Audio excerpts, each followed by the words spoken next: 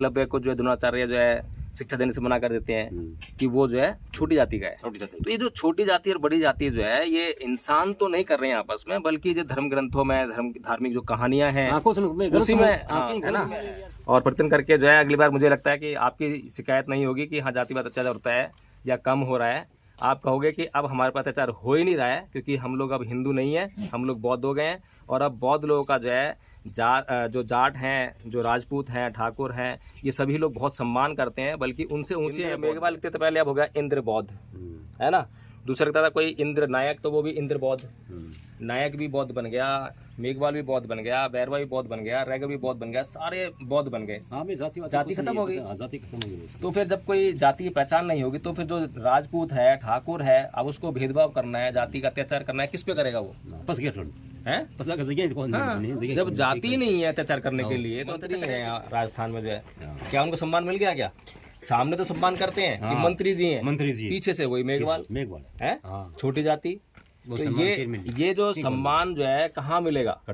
सम्मान जो है, क्योंकि हम हिंदू धर्म में जब तक रहेंगे तब तक तो सम्मान मिलने वाला है नहीं। इसीलिए बाबा साहब ने कहा भी बौद्ध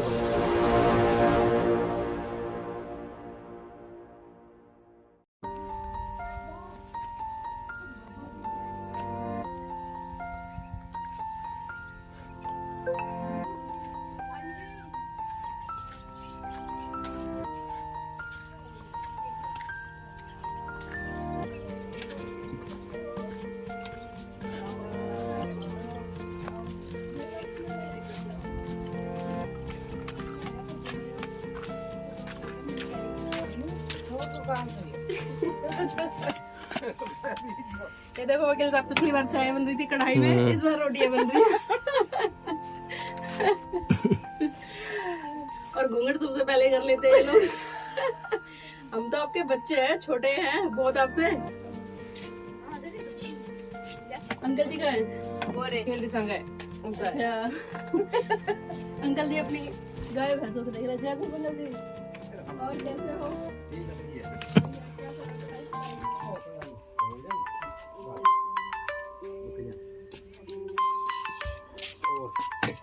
इच्छा हुई मिलने की आपसे। बहुत जोरदार मौका मिल के ये देखो वकील साहब, थोड़ा सा दिखाओ कितने अच्छे तरीके से मैनेज किया हुआ है। और इसी के अंदर चूल्हा जल रहा है।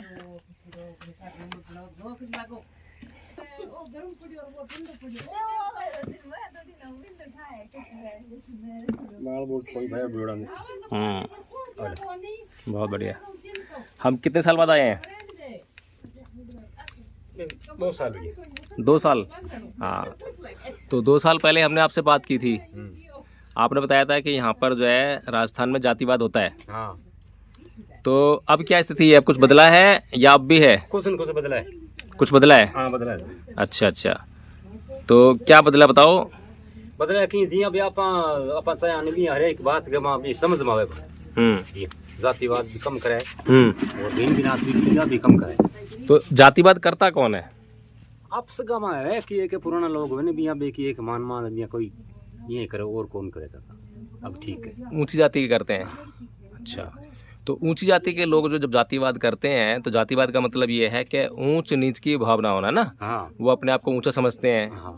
और दूसरे लोगों को जो है नीचे समझते हैं। हाँ, यही जातिवाद है। हाँ। है ना। हाँ। और ऊंचा जब समझता है आदमी तो फिर उसके अंदर अहंकार आता है।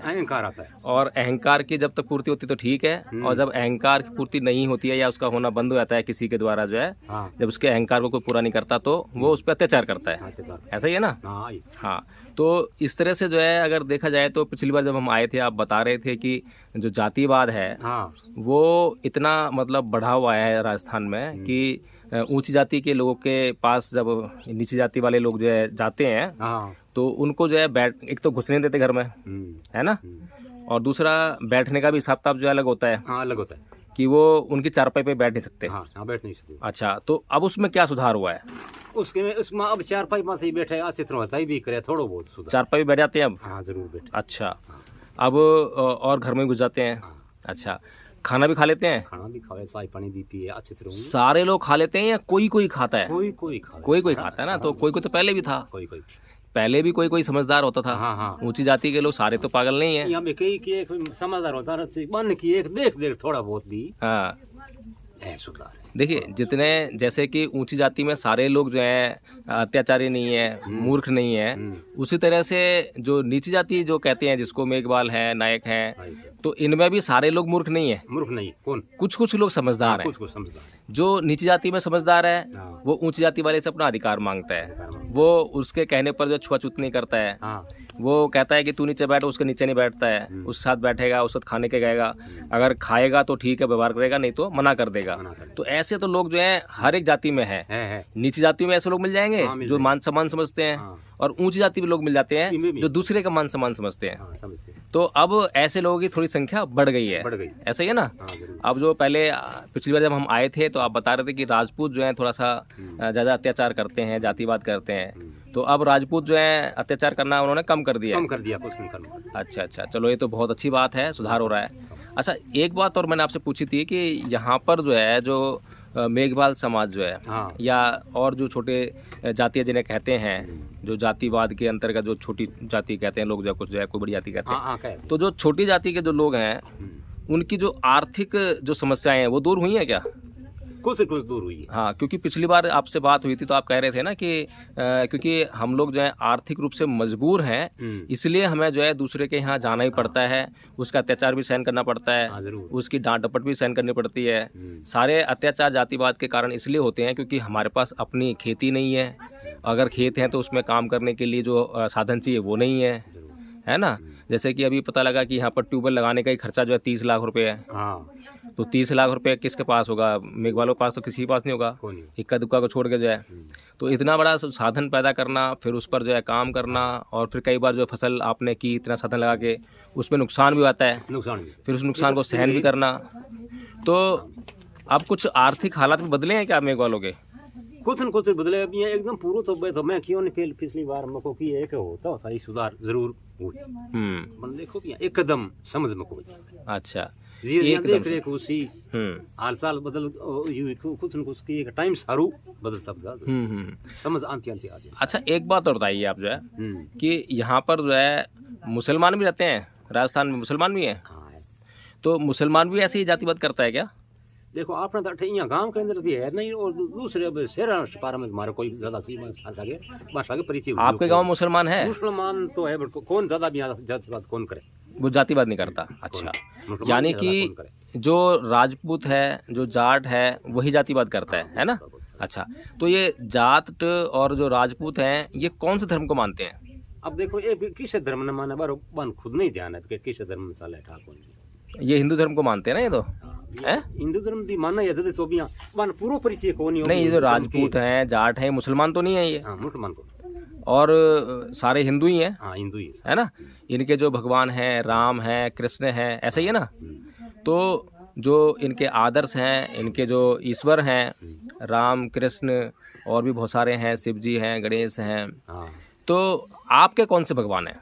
क्योंकि आप के ऊपर अत्याचार करते हैं ये लोग, जो है आपके साथ जातिवाद करते हैं, तो आपके उनके तो भगवान हमने देख लिए कि जो है राम है, कृष्ण है, शिव जी हैं, पार्वती हैं, देवी देवता पता लग गया हमें। आपके कौन से भगवान हैं? भगवान आप नहीं मना, रामदेव जी ने मना जा, गोसाई जी मना जा, और जी भी शंकर भगवान ने याद जोड़ लिया। ठीक। अच्छा, वही भगवान आपके भी हैं? राम कृष्ण आपके भगवान हैं।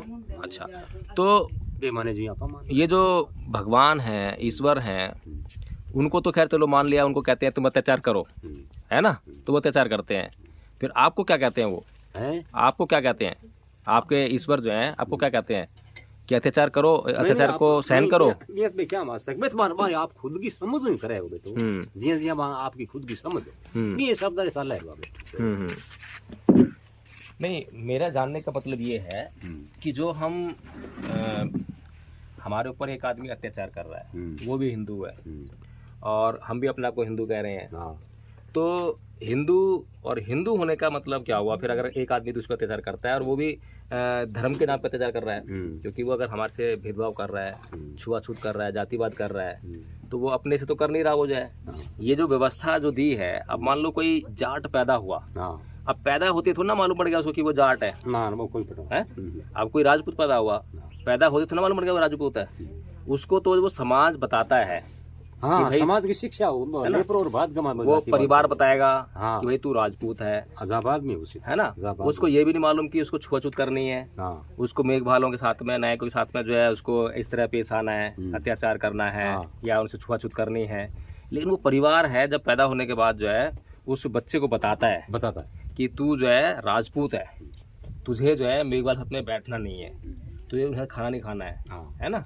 तो ये जो बातें हैं, ये जो व्यवस्थाएं हैं, ये कहीं ना कहीं धर्म ग्रंथों से भी आ रही हैं। धर्म ग्रंथों में कुछ लिखा हुआ है ऐसा जो है। देखो भी धर्म ग्रंथ लिखी हुई है या नहीं हुई है। हाँ, एक आपसे मतलब शिक्षा जमाने ले नहीं, अभी पीछे आप तो खैर यहाँ रहते हो, शायद मोबाइल है आपके पास? मोबाइल है, वो चलाते नहीं हो उसको? चलाते नहीं। हाँ, तो क्योंकि यहाँ इतना दूर दराज रहते हो तो आपको पता नहीं है शायद जो बहुत बड़ी घटनाएं घट रही हैं देश में। और अब बहुत जागृति भी आ रही है।